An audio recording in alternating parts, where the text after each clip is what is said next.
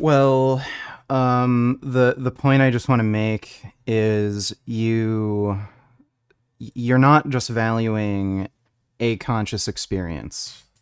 So like a creature achieving sentience where they can just have a subjective experience, you're only valuing a particular type of experience, one that allows a creature to have semantic understanding.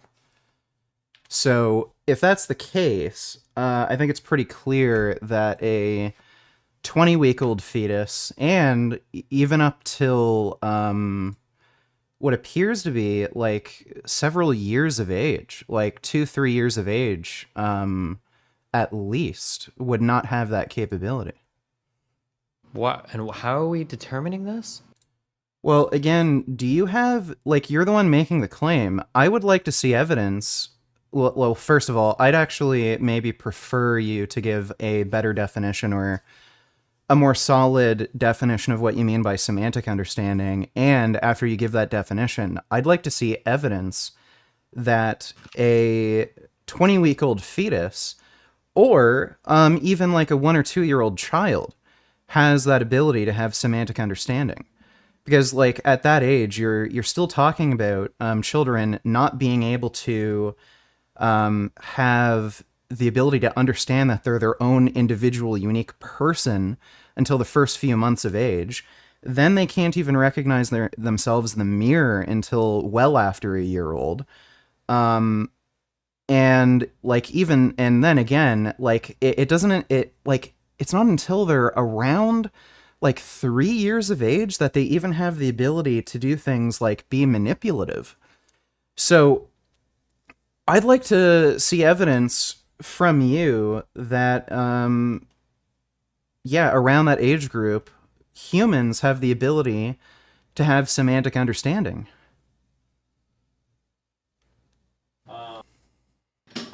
Okay.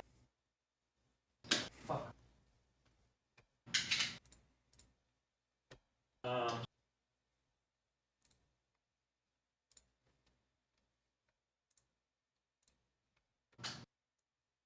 Hold up.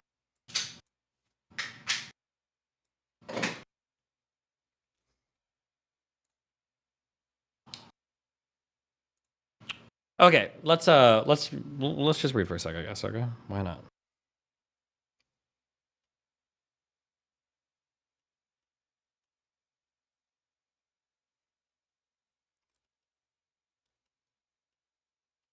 You there? Yeah. Wait, hold on.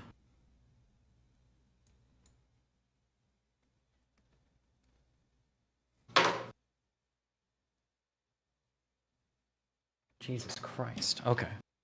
I'm just gonna read this, and then we can explore together. Okay. Sure. Since apparently you just read one sentence of something and then come to argue with me. Okay. All right. The Chinese room argument. In 1980, John Searle published Minds, Brains, and Programs in the Journal of the Behavioral of Brain Sciences. In this article, Searle sets out the argument and then replies to the half-dozen main objections that had been raised during his earlier presentations at various university campuses. See next section. In addition, Searle's article in BBS was published along with comments and criticism by 27 cognitive science researchers. These 27 comments were followed by Searle's replies to his critics. In the decades following its publication, the Chinese room argument was the subject of very many discussions. By 1984, Searle presented the Chinese room argument in a book, Minds, Brains, and Science. In January 1990, the popular periodical Scientific American took the debate to a general scientific audience. Searle included the Chinese room argument in its contribution, Is the Brain's Mind a Computer Program? And Searle's piece was followed by a responding article, Could a Machine Think? Written by philosophers Paul and Patricia Churchland. Soon thereafter, Searle had a published exchange about the Chinese room with another leading philosopher, Jerry Fodor, in Rosenthal, 1991.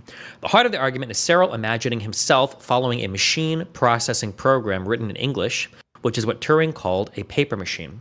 The English speaker, Searle, sitting in the room, follows English instructions for manipulating Chinese symbols, whereas a computer follows, in some sense, a program written in a computing language. The human produces the appearance of understanding Chinese by following the symbol manipulating instructions, but does not thereby come to understand Chinese. Since the computer just does what the human does, manipulate symbols on the basis of their syntax alone, no computer, merely by following a program, comes to genuinely understanding Chinese. This narrow argument, based closely on the Chinese room scenario, is specifically directed at a position Searle calls strong AI. Strong AI is the view that suitably programmed computers or the programs themselves can understand natural language and actually have other mental capabilities similar to the humans whose behavior they mimic. According to strong AI, these computers really play chess intelligently, make clever moves, or understand language. By contrast, weak AI is the much more modest claim. The computers are merely useful in psychology, linguistics, and other areas, in part because they can simulate mental abilities. But weak AI makes no claim that computers actually understand or are intelligent. The Chinese room argument is not directed at weak AI, nor does it purport to show that no machine can think. Searle says that brains are machines and brains think. The argument is directed at the view that formal computations on symbols can produce thought.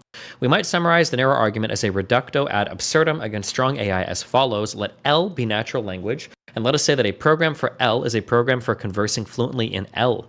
A computer system is any system, human or otherwise, that can run a program. If strong AI is true, then there is a program for Chinese such that if any computing system runs that program, that system thereby comes to understand Chinese. I could run a program for Chinese without thereby coming to understand Chinese. Therefore, strong AI is false.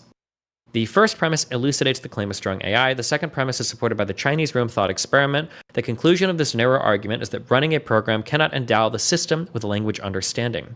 There are other ways of understanding the structure of the argument. It may be relevant to understand some of the claims as counterfactual, e.g. Can I just stop you there? I don't see how any of this relates to what I just asked you. What I asked you was, you made a standard for what should give a creature human rights. That standard was semantic understanding. I want evidence. I don't even know if I said semantic understanding. You keep did. trying to like nail me. That's like one part of having a conscious experience, but I don't know if like only having like semantic understanding things is like that's the only part necessary. So would you value a creature's existence if it did not have semantic understanding, assuming it was also conscious? Probably not. Okay, so... But that makes it necessary, not sufficient.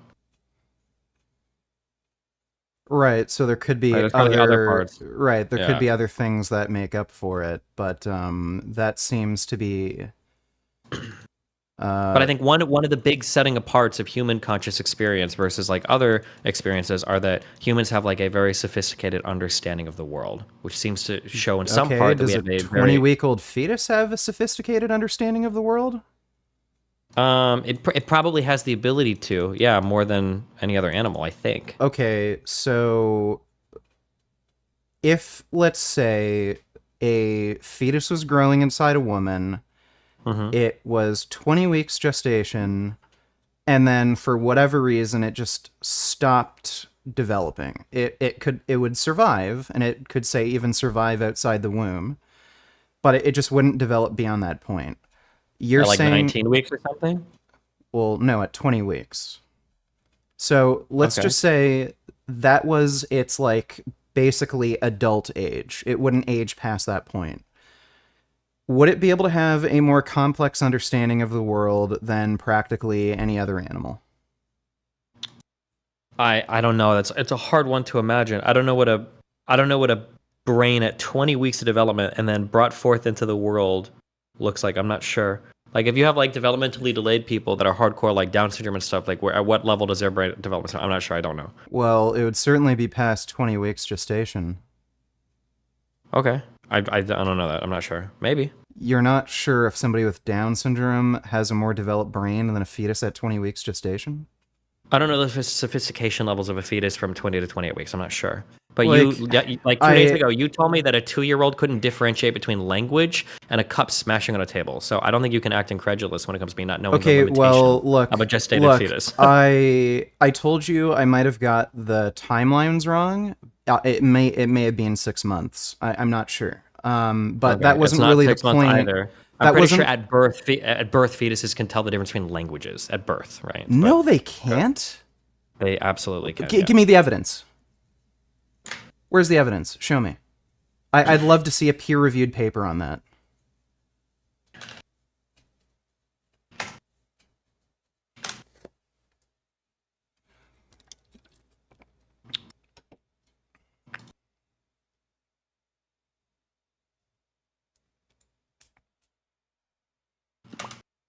Okay, we can read this together if you want.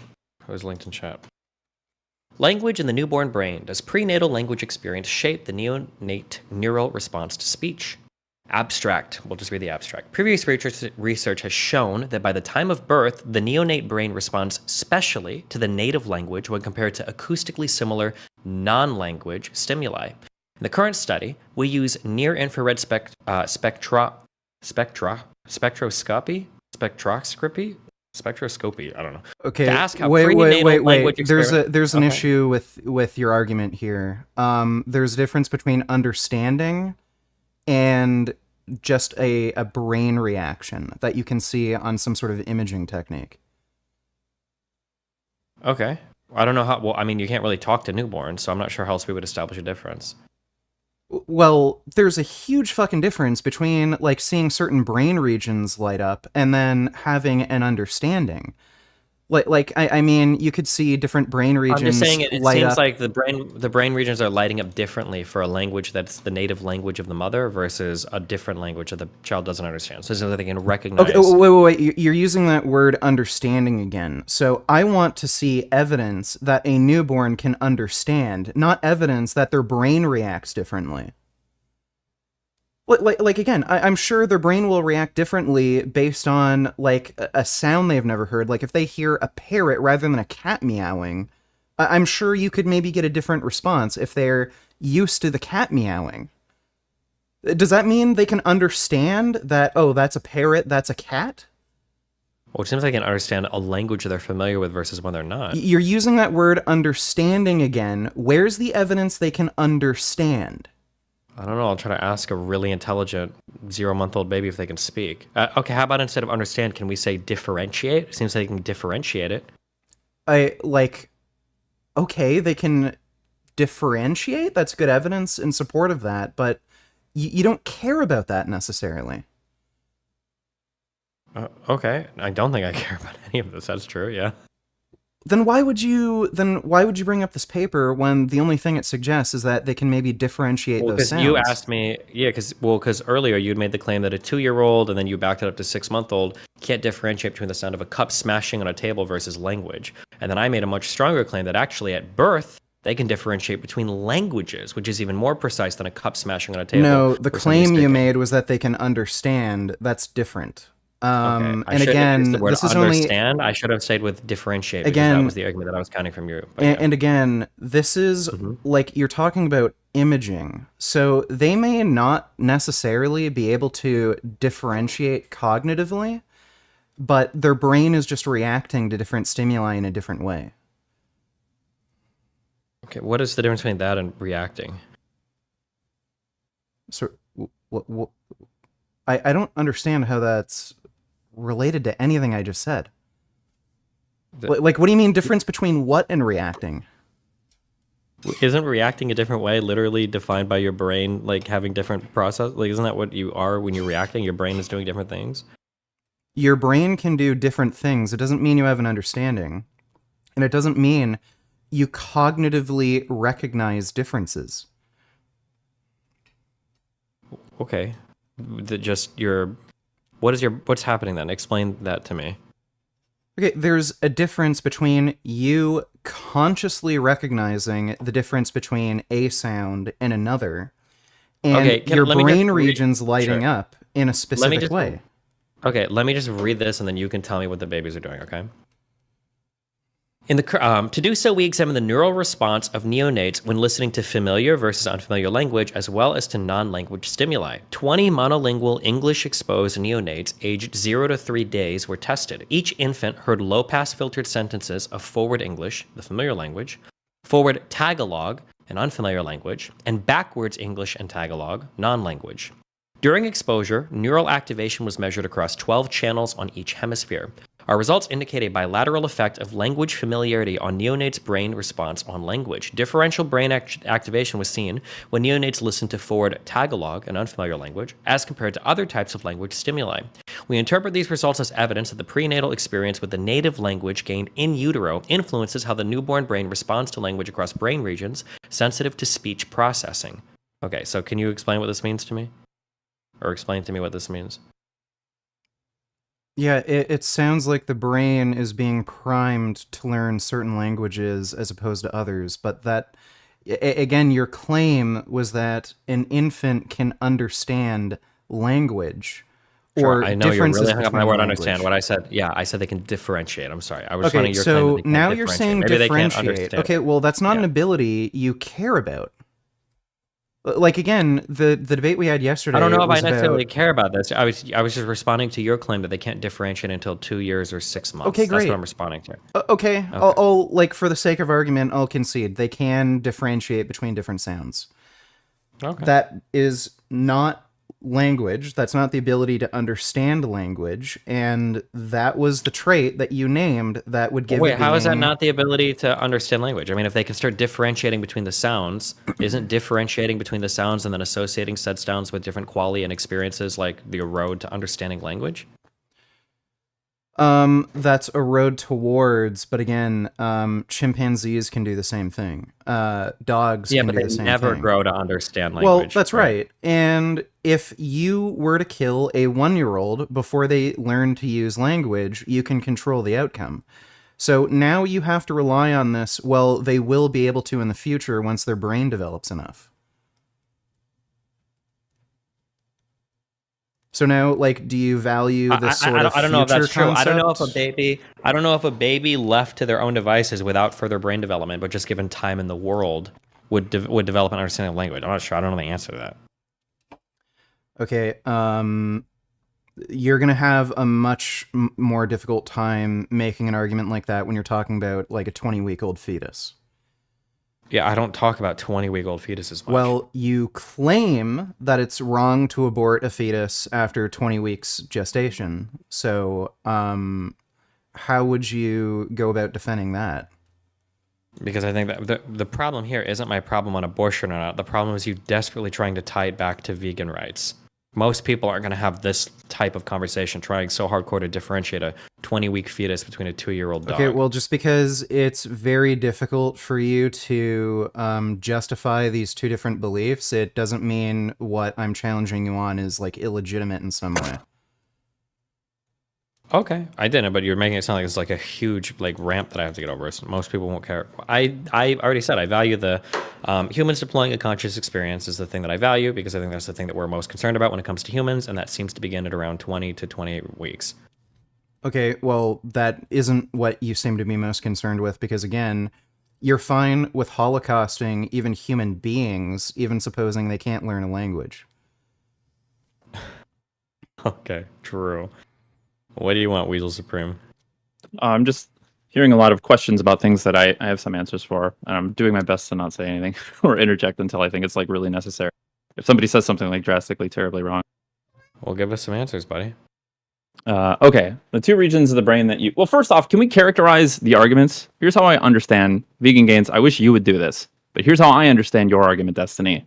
That you care about the level of conscious... You care about conscious experiences that elevate to a certain sophistication that humans have, and one milestone of this is our capability for syntactic, semantic language, human language as we know it. Is that your argument? This is one milestone that demonstrates... One really big milestone that seems to demonstrate the sophistication of the human experience is all of the underlying structures that have to be in place and all the underlying concepts that have to be in place for us to utilize the language that we utilize. Language and the way that we communicate with each other seems to indicate a high level of sophistication of our understanding of the world that seems to be unmatched by animals. Even if we couldn't talk at all, that sophistication is still there. Just talking is like our evidence for it, basically. So even if the capacity for language wasn't present in an individual, you would still argue that this person still has a level of consciousness that is sophisticated beyond any other animal. Assuming that it had a human brain that was developing normally, that would be my assumption. Yeah, even if they. But language is just one emblem of this. Kind of, not really at all. Language is just like evidence that there's a thing there, right? It's just language is like an evidence that something underneath. Like that's just the best proxy for it, right? Well, because truly it's not like we can ever see what's going on in another person's brain. We have to like get that information in other ways, and communicating language is one of the ways that we do it. But our ability to communicate that language, yeah, seems to show a sophisticated understanding of the world. Okay, is any part of that, any of that sound new to you, vegan gains, or do you have a better understanding of the argument now that you're up against?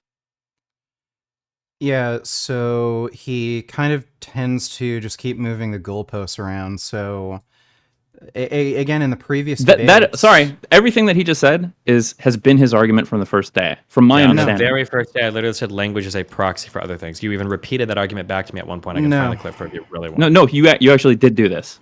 He's telling the truth. No, remember that? so he keeps adding these qualifiers that he's not really willing to explain.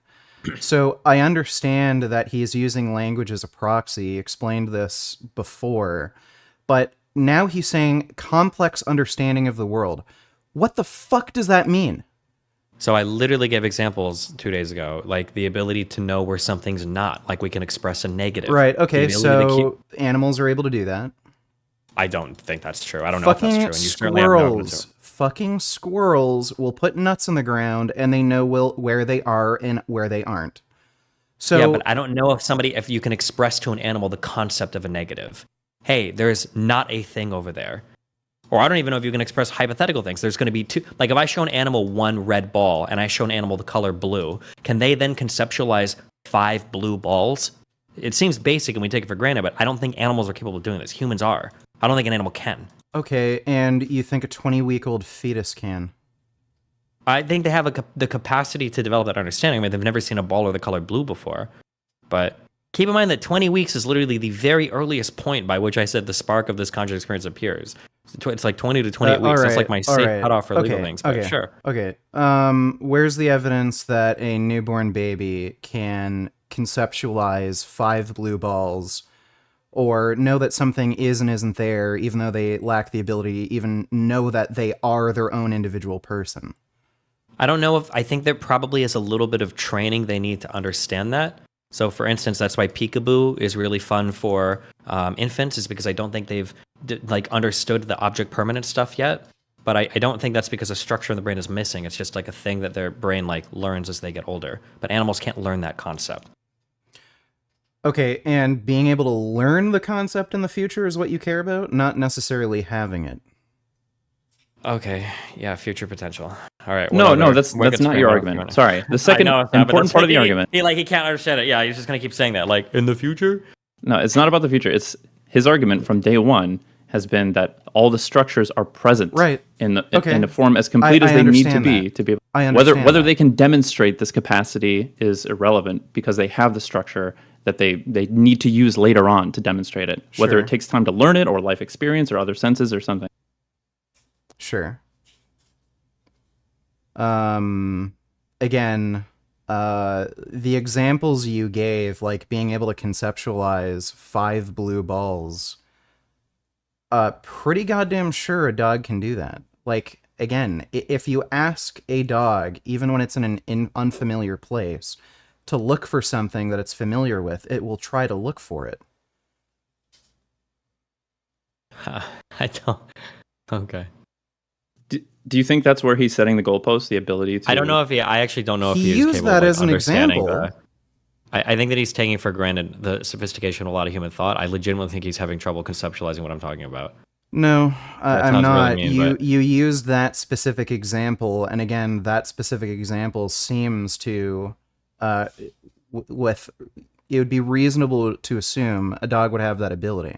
That specific example you used. Here's what I'm saying. I'm saying that if you show a person one red ball, and then you show a person like the color blue, and then you say, can you imagine or conceptualize or generalize that to 10 blue balls? Human beings can do that without ever seeing a single blue ball or without ever seeing 10 of any object. I don't think an animal has that level of conceptual sophistication. And I don't know why you would imagine they do. To conceptualize something that they haven't seen yet. That they haven't seen. Okay, well, correct. It has seen a blue ball.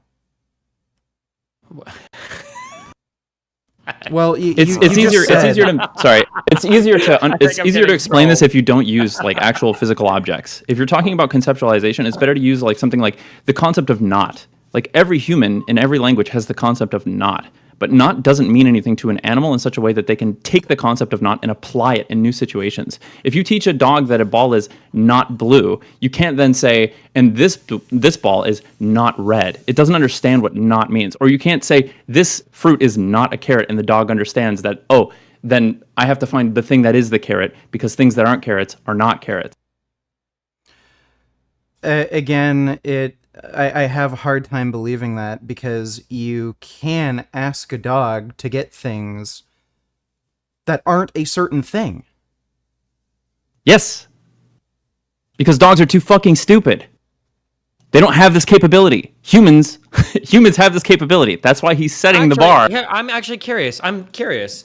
Let's say that you show a dog like a red thing, and then you show a dog like a blue ball. Could you then send a dog into a room with a ton of new objects to retrieve like a red ball? So there's one dog. Sorry. I think there are a couple dogs. There's one dog in particular. Neil deGrasse Tyson has a cool little like segment on this where this dog can remember the names of like about 1,000 toys, which is genuinely, truly very impressive. And if there's like a new toy in the pile that was never there, he'll go and find, or rather, if you tell him to go get a toy that he hasn't learned the name of yet, if it's a new name that he's never heard before, he'll go and get a new toy that's like not one of the other named ones. Okay.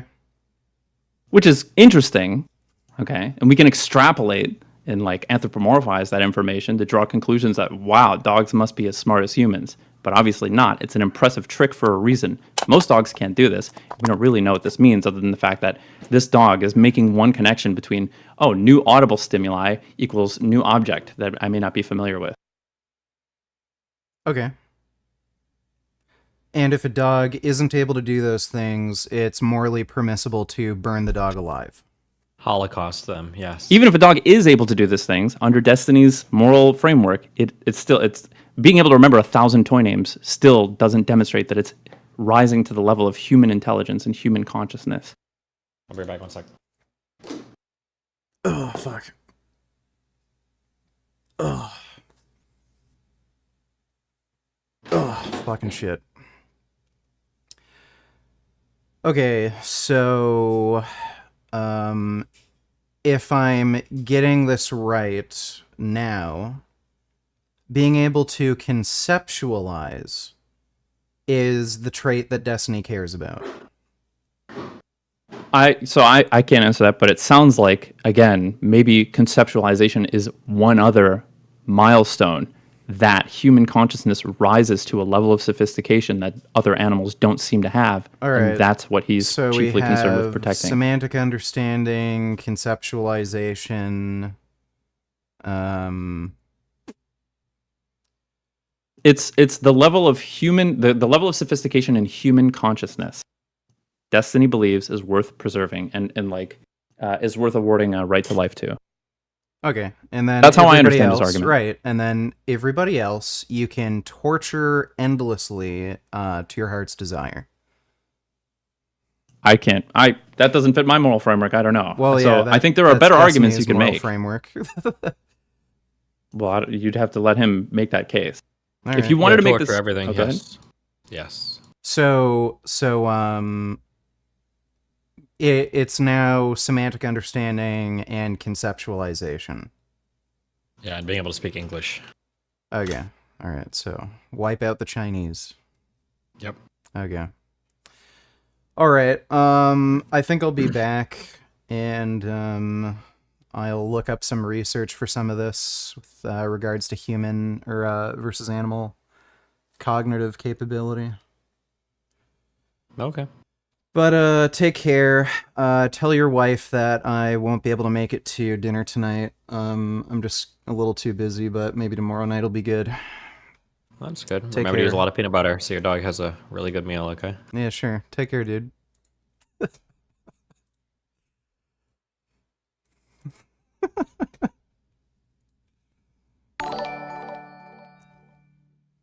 Good evening, VG.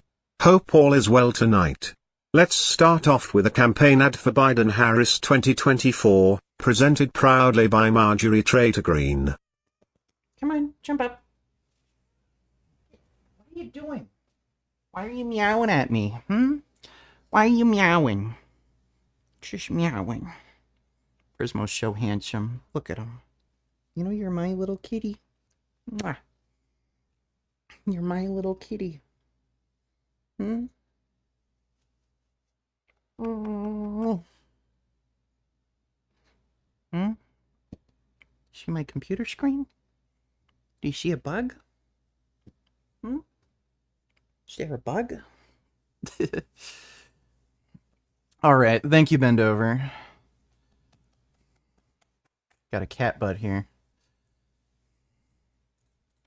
Had the largest public investment. Fuck, let's restart that. Joe Biden had the largest public investment in social infrastructure and environmental programs that is actually finishing what FDR started, that LBJ expanded on, and Joe Biden is attempting to complete. She's using this to attack Biden? Programs to address education, medical care, urban problems, rural poverty, transportation, Medicare, Dude. Medicaid, labor unions. And he still is working on it. Dude, that is a terrible, terrible, fucking... What was she thinking saying that? Oh my god. Thanks to the nation, Ben. Can we watch and react to these dumb shorts? Yeah, sure. L. Dude. Let's take a look. Ew, gross. The fuck?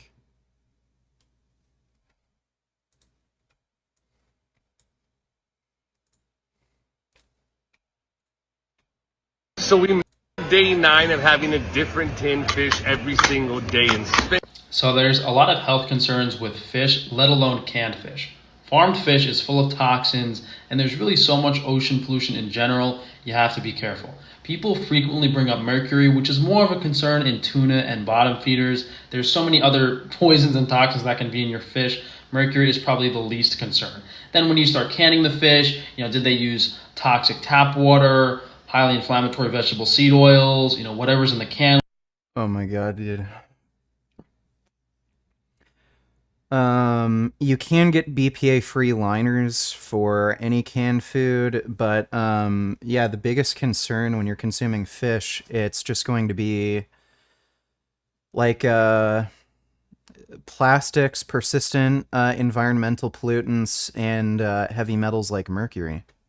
Lining, that's more to worry about. For me, the only safe fish to eat is lean whitefish like cod, halibut, Dover Aren't whitefish one of the worst? sole, because the lean protein in the fish doesn't store nearly as much toxin as the fat or the organs. So your typical Yeah, that's not true. I think whitefish are actually what you want to avoid the most. sardines, anchovies, herring, very fatty in the can, very polluted. Yeah, what fish are most polluted? Sharks, obviously. Mackerel, tuna, orange roughy. Orange roughy is a type of white fish, I'm pretty sure. Yeah, grouper, tuna, sablefish, tuna, halibut. Yeah, it's all the white fish that tend to be the most contaminated, I'm pretty sure. I don't know what the hell Frank's talking about. I've heard that for a long time, to avoid white fish in particular.